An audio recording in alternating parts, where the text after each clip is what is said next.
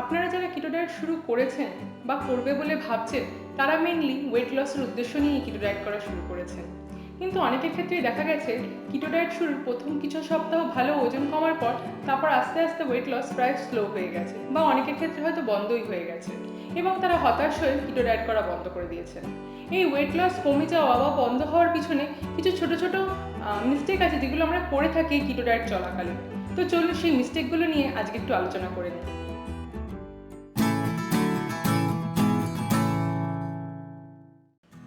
Hey guys, welcome back to বঙ্গান কিটো with Sudeshna. আজকে যারা আমার ভিডিও ফার্স্ট দেখছেন তাদের বলি আমি সুদেশনা। আমি কিটো রিলেটেড ভিডিওস বানাই এবং লাস্ট 1 বছর ধরে আমি কিটো লাইফস্টাইল ফলো করছি। আমার আগের ভিডিওসের লিঙ্ক আমি ডেসক্রিপশন বক্সে দিয়ে দেবো, আপনারা চাইলে দেখতে পারেন। আজ আমি একটা খুব ইম্পর্টেন্ট টপিক নিয়ে কথা বলবো। এই কিটো ডায়েট চলাকালীন আমরা কিছু ছোট ছোট মিস্টেক করে ফেলি, যার ফলে আমরা প্রপারলি কিটো ডায়েট ফলো করতে পারি না, ফলে আমরা কিটোসিস থেকে বেরিয়ে যাই। এই মিস্টেকগুলো এতটাই কমন যে যারা বহুদিন ধরে কিটো ডায়েট ফলো করছেন তারাও মাঝে মাঝে এই মিস্টেকগুলো করে ফেলেন। আপনারা যারা কিটো ডায়েট শুরু করেছেন বা করবে বলে ভাবছেন তাদের যেন এই মিস্টেকগুলো ফিউচারে না হয় তার জন্যই আজকে আমার এই ভিডিও।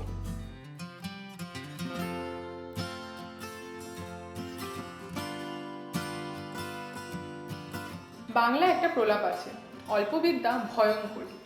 এই কিটো ডায়েটের ক্ষেত্রেও কিন্তু এটা প্রযোজ্য। আমি এরকম অনেককে দেখেছি যারা কিটো ডায়েটের ট্রান্সফরমেশন ভিডিও দেখে ভীষণভাবে মোটিভেটেড হয়ে যান এবং তারপর কিটো ডায়েটের উপর একটা বেসিক রিসার্চ করে কিটো ডায়েট করা শুরু করে দেন। কিটোসিসে না থাকা বা কিটো ডায়েট প্রপারলি ফলো করতে না পারার মেইন রিজন হলো কিটো ডায়েটের উপর প্রপার রিসার্চ না করে কিটো ডায়েট শুরু করে দেওয়া। যেমন অনেকেরই ধারণা ফল হেলদি, তাই ফল কিটো ডায়েট খাওয়া যেতেই পারে। ফল অবশ্যই হেলদি, কিন্তু সেই ফলটা কিটো ফ্রেন্ডলি কিনা সেটা না জেনে কিন্তু ফলটা খাওয়া যাবে না। আবার ফলটা কত পরিমাণে খেতে হবে সেটাও জানতে হবে।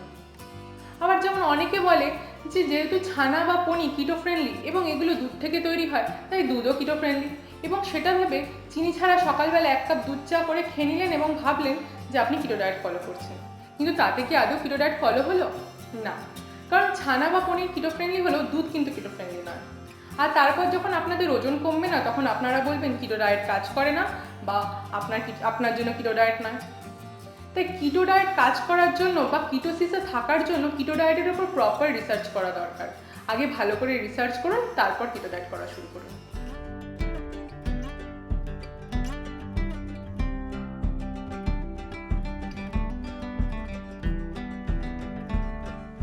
কিটো ডায়েটকে আমরা high fat low carb diet হিসেবে জেনে থাকি। এই কার্ব এবং ফ্যাটের মধ্যে আমাদের থার্ড ম্যাক্রোনিউট্রিয়েন্টসটা প্রায় হারিয়েই যায়, সেটা হলো protein. Keto diet high fat low carb diet নয়, এটা হলো হাই ফ্যাট লো কার্ব এবং মডারেট প্রোটিন ডায়েট। আর এটাই হলো আমাদের সবথেকে কমন কিটো মিস্টেক। এটা দুভাবেই হতে পারে, হয় আমরা আমাদের ম্যাক্রোর তুলনায় অনেক বেশি পরিমাণে প্রোটিন খেয়ে ফেলছি বা ম্যাক্রোর তুলনায় অনেক কম প্রোটিন ইনটেক করছি। যেমন ভেজিটেরিয়ানদের ক্ষেত্রে প্রোটিনের এত অপশন কম যে অনেকের ক্ষেত্রে সমস্যা হয়ে থাকে এই রেগুলারে ম্যাক্রো গোল ফুলফিল করার। আবার নন ভেজিটেরিয়ানদের ক্ষেত্রে এত বেশি অপশন প্রোটিনের যে অনেকেই নিজের অজান্তে বেশি প্রোটিন খেয়ে ফেলছে। একদিকে যদি আমরা কম প্রোটিন ইনটেক করি তাহলে কিন্তু আমাদের মাসেল লস হবে এবং ফিউচারেও আমাদের শরীরে নানান রকমের সমস্যা আসতে পারে। আর যদি আমরা বেশি পরিমাণে প্রোটিন ইনটেক করে ফেলি ম্যাক্রোর থেকে তাহলে আমাদের শরীর সেই এক্সট্রা প্রোটিনকে সুগারে কনভার্ট করে ফেলবে এবং সুগার আমাদের ব্লাড ইনসুলিন লেভেলকে বাড়িয়ে দেবে। এবং ইনসুলিন হলো একটা ফ্যাট স্টোরেজ হরমোন, অর্থাৎ আমাদের শরীরে আবার ফ্যাট সেল জমা শুরু করবে। যে কিটো ডায়েট করে আপনি ভেবেছিলেন যে আপনার ওয়েট কমাবেন, ঠিক সেই কিটো ডায়েটেই আপনার এই ছোট্ট ভুলের জন্য আপনার কিন্তু ওজন আবার বেড়ে যেতে পারে। তাই যেরকম কার্বোহাইড্রেট এবং আমরা ফ্যাটকে ক্যালকুলেট করে খাওয়া দাওয়া করছি, ঠিক সেরকমভাবে প্রোটিনকে ইকুয়াল ইম্পর্টেন্স দিয়ে ক্যালকুলেট করে খেতে হবে।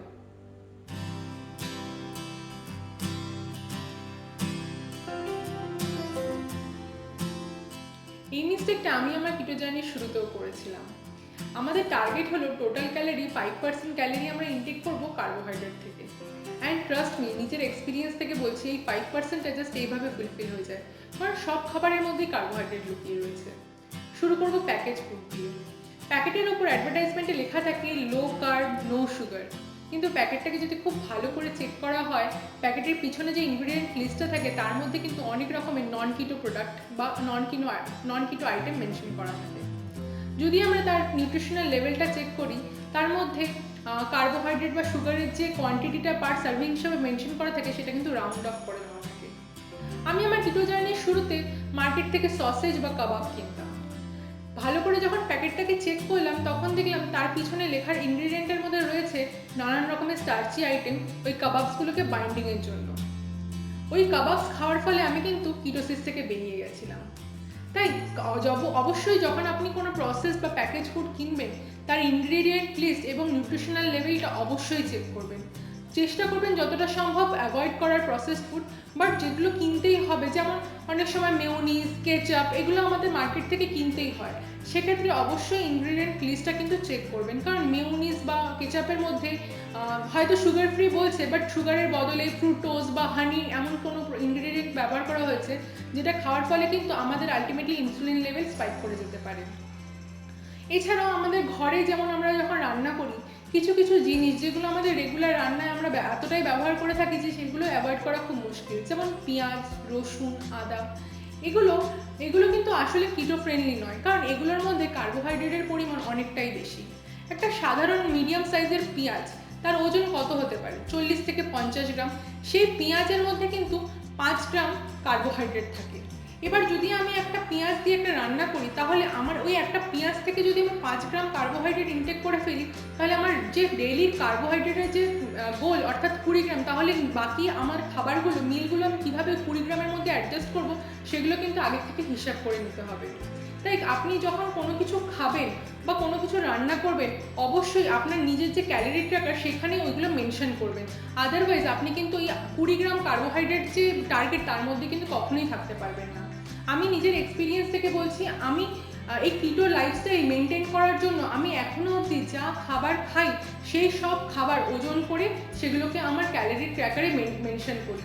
তাতে আমি গ্যারেন্টি দিয়ে বলতে পারি যে আপনারা যদি এরকম করেন তাহলে অবশ্যই আপনারা কিটোসিসে থাকবেন এবং ওজন কমাবেন।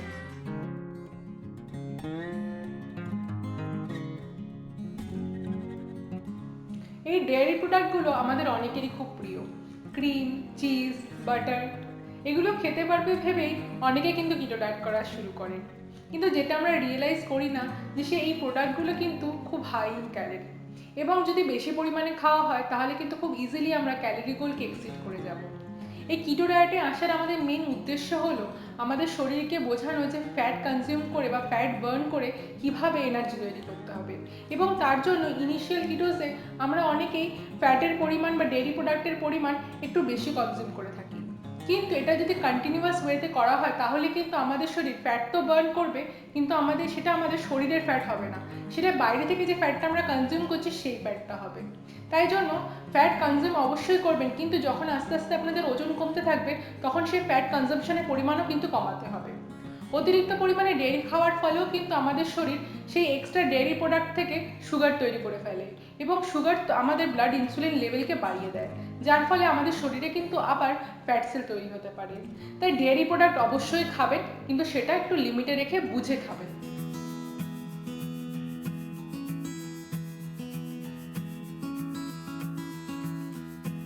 কিটো ডায়েট যখন আমরা শুরু করি তখন একটা জিনিস খুব ভাবে আমরা লক্ষ্য করি, সেটা হলো খাবারের পরিমাণ। আগে যেমন এক থালা ভাত খেতাম, এখন তার বদলে খাচ্ছি 1 বাটি কলি রাইস। আর এখানেই অনেকেই নেক্সট ভুলটা করে থাকেন, সেটা হলো তারা ভাবেন কিটো অ্যাপ্রুভ খাবার মানে যতটা ইচ্ছে ততটা খেতে পারে। কিন্তু এই ধারণাটা একদমই ভুল। কোনো কিছুই অতিরিক্ত ভালো নয়। যে কোনো ডায়েটের ক্ষেত্রেই portion control is very important.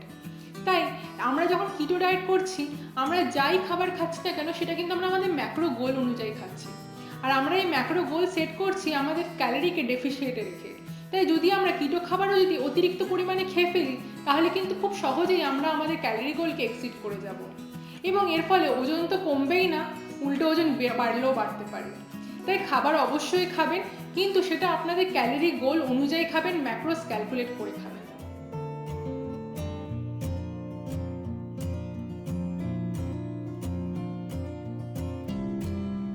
আর এই লাস্ট মিস্টেকটা আমরা অনেকেই করে থাকি এই তাড়াতাড়ি ওজন কমানোর উদ্দেশ্য নিয়ে। আমরা তখন কার্বোহাইড্রেটের সাথে সাথে ফ্যাটের ইনটেকটাও একদমভাবে কমিয়ে দিই।